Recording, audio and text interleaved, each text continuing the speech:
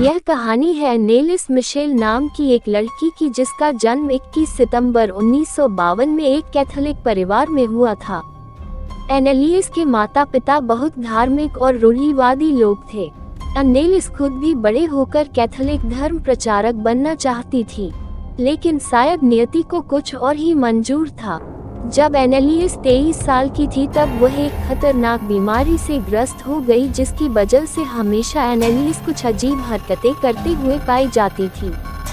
इसी वजह से एनेलिस के माता पिता ने साइकियाट्रिस्ट से भी सलाह मशवरा की, लेकिन फिर भी एनेलिस की हालत में कोई सुधार न आने की मद्देनजर उसके माता पिता ने डॉक्टर्स और हॉस्पिटल के चक्कर काटना शुरू किया। लेकिन 5 साल तक लगातार चले इलाजों और दवाओं का भी एनेलिस पर कोई असर नहीं होता हुआ देखा।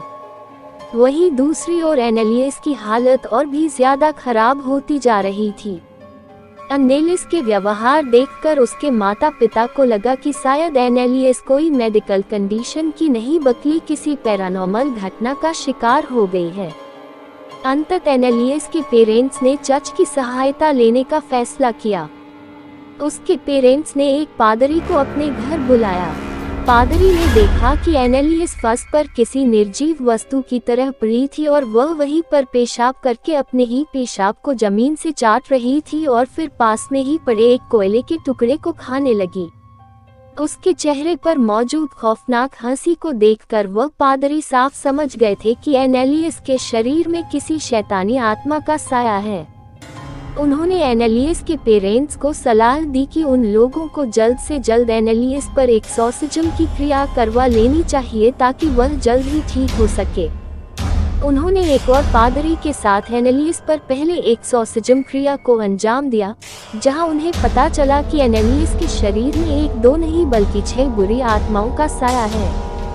इस पहले एक्सॉर्सिज्म के बाद से ही एनेलिस के शरीर में वास करने वाली आत्माएं और भी ज्यादा उग्र हो गई और एनेलिस को पूरी तरह से अपने गिरफ्त में ले लिया।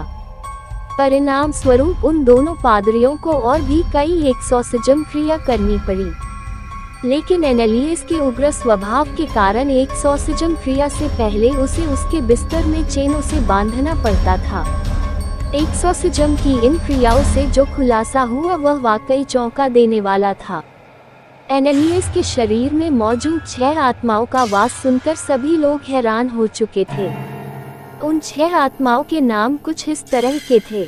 नीरो, जो कि रोमन साम्राज्य का एक शासक था। जूस इस्करियोत, जो कि जीसस के 12 शिष्य और धर्म प्रचारकों में से एक था और इसी ने जीसस के साथ धोखा किया था, वह भी 30 चांदी के सिक्कों के लिए। केन, एडम और ईव के 2 बेटे थे, जिसमें से बड़े बेटे का नाम था केन। हिटलर को तो सभी जानते हैं, जिसके कारण लाखों जाने गई। वेलिंगटन फ्लिचमैन, 16वीं शताब्दी का एक बदनाम आदमी, जिसे शराब पीने, हमला करने और मर्डर के आरोप के तहत रोमन साम्राज्य ने बर्खास्त कर दिया था। लूसीफर, जिस तरह अच्छाई के प्रतीक के तौर पर गॉड यानी ईश्वर को देखा जाता है, उसी तरह बुराई के लिए लूसीफर को बुराई के तौर पर देखा जाता है। लूसीफर को शैतानों का शैतान भी कहा जाता है। यह सभी 6 आत्माएं एनेलिस के शरीर में एक साथ प्रवेश कर गई थी और एक्सॉर्सिज्म की प्रक्रिया के दौरान उन दोनों पादरियों को इन आत्माओं से उलझना पड़ा। दोनों पादरी एक्सॉर्सिज्म की प्रक्रिया को ऑडियो कैसेट पर रिकॉर्ड करते थे। एनेलिस कभी कभी इतना उग्र हो जाती थी कि वह अपने पेरेंट्स और भाई बहनों पर भी हमला कर देती थी। वह कभी उन्हें अपने दांतों से काटकर घायल कर देती थी, तो कभी अपने नाखूनों से नोचने लगती थी और कभी वह खुद को भी मारने लगती थी और खुद को बुरी तरह घायल कर देती थी। हालांकि कुछ दिनों के लिए एनेलिस की हालत में थोड़ा सुधार आया, लेकिन कुछ ही दिनों में एनेलिस की हालत और भी बदतर होने लगी। उसने कुछ भी खाना पीना छोड़ दिया था। उसका कहना था कि उसके अंदर बसे शैतान उसे कुछ भी खाने पीने नहीं देते। इसी कारण वह मलन्यूट्रिशन यानी कुपोषण का शिकार हो गई। उसका स्वास्थ्य पूरी तरह से बिगड़ने लगा था। 30 जून 1976 को एनेलियस पर 62 बार और आखिरी एक्सोर्सिज्म किया गया था, जिसके दौरान एनेलियस ने कहा था कि वह अब थक चुकी है और अब इस शरीर से छुटकारा पाना चाहती है, और 1 जुलाई 1976 की सुबह एनेलियस ने अपनी आखिरी सांस ली। लेकिन एनेलियस की मौत के बाद एक और मोड़ सामने आया जब उसकी पोस्टमार्टम रिपोर्ट ने यह साबित किया कि एनेलियस कुपोषण की वजह से मरी थी और वह एक मानसिक रोगी भी थी। साथ ही साथ डॉक्टर्स ने उन दोनों पादरियों पर यह इल्जाम भी लगाया कि वह लोग एनेलियस के माता पिता को गुमराह कर रहे थे।